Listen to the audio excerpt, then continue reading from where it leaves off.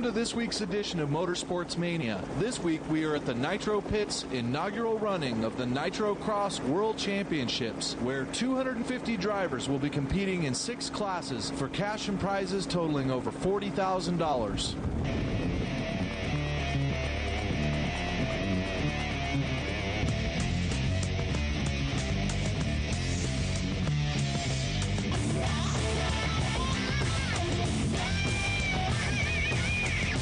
We're back here in the pit sniffing out all the cool stuff. Everybody's talking about the brand new Jammin' Truggy prototype back here. First look ever on television be coming up right here. Jammin' Jay Halsey, dude, this is your baby. Tell me about it. Yeah, this is our new prototype X2 truck. Our X1 truck was the very first national champion and kind of set the course for Truggy class. And now, you know, things have changed. There's a lot of new trucks out there, so we had to come out with a new truck. And this truck we have here today is the same truck that, not the exact same truck, but the same chassis setup is what Taylor James won the national championship with about a month ago. Man, so it's feeling pretty special right here. Looks really cool. Is it a new body design too? And I know these things are only like Lexan, but cool factor is involved here, right? Yeah, definitely the cool factor. Yeah, the body is different because the chassis is a lot longer, the body is a lot lower.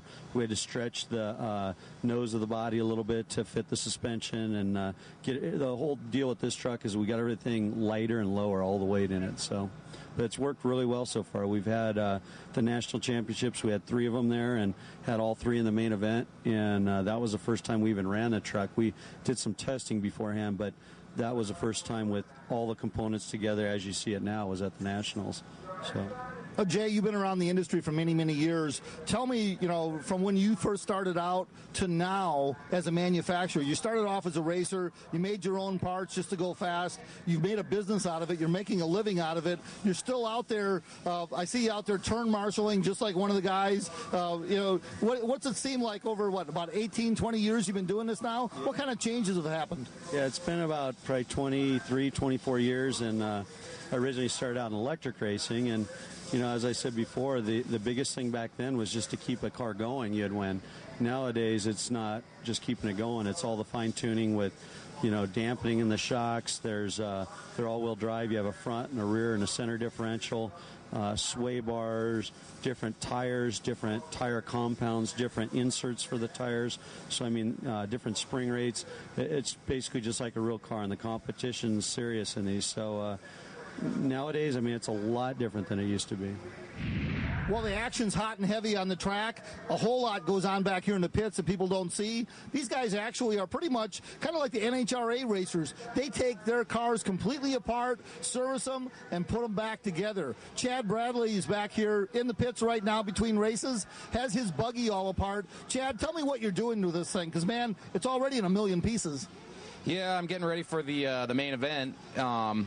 Which is it's 30 laps, which is probably a little less than 30 minutes out there. So I'm just pulling it apart and making sure everything's tight and cleaned up, checking the bearings.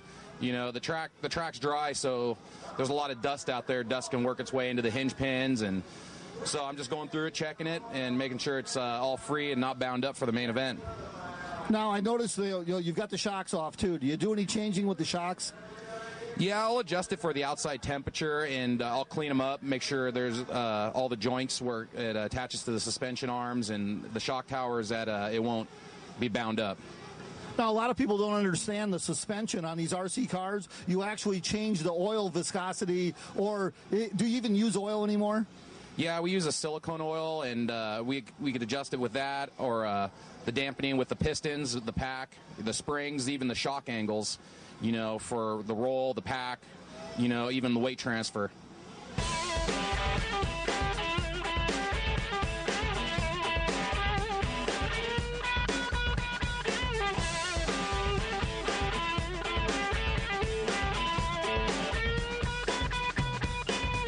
RC car racing is really cool, but how often do you get to ride in a helicopter? Brian King just took our guys up.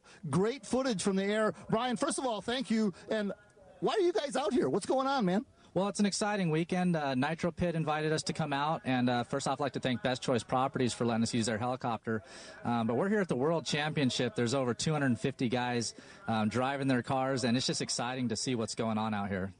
That's right. If you like nitro horsepower, if you like wheel-to-wheel action, these guys are getting a lot of air, but they didn't get as high as you did they? No, they didn't. You know, we're only about 100 feet off the ground, and we have the best view in the house.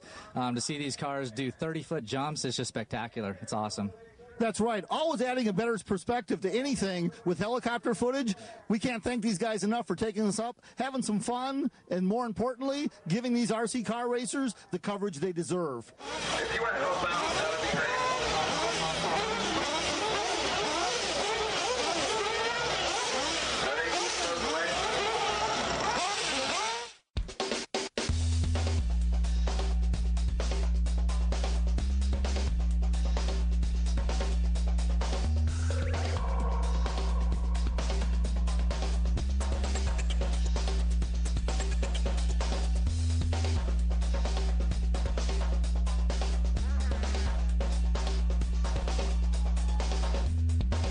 Okay, you've raced RC cars your whole life. You've never raced at the Nitro Pit. You've never raced for $5,000 in your life in RC car racing. The guy that put it all together right here, Ross Denny with the Nitro Pit. Ross, first of all, I got to ask you, man, who's helping you do this? This is big bucks.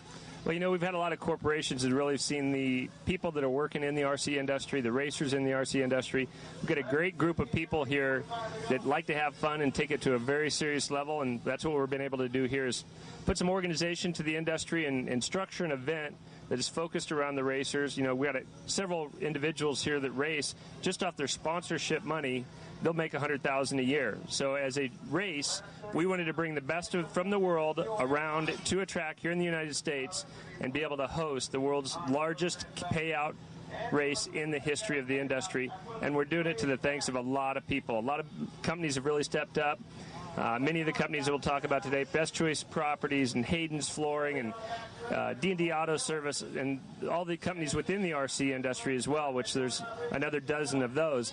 So what we wanted to do is really give the racer a chance to get the exposure out to the world, give all the companies that are working with us to get the exposure out to the world and put this together so that everybody wins. Myself and my partners, you know, Trevor Clement, Todd Jonas, and our race director, Kenny Brosh, really worked hard to put this on, and we're really happy. We've got 250 people entered with 7 countries represented.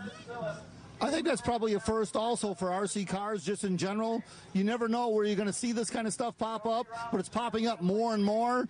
But again, Arizona leading the way with the richest purse ever. What's the total purse here today? The racers are racing for $25,000 in cash and a total of $40,000 in cash, prizes, and awards. That's right, and that's not scale dollars. So when you think about RC car racing, we're taking it to the next level.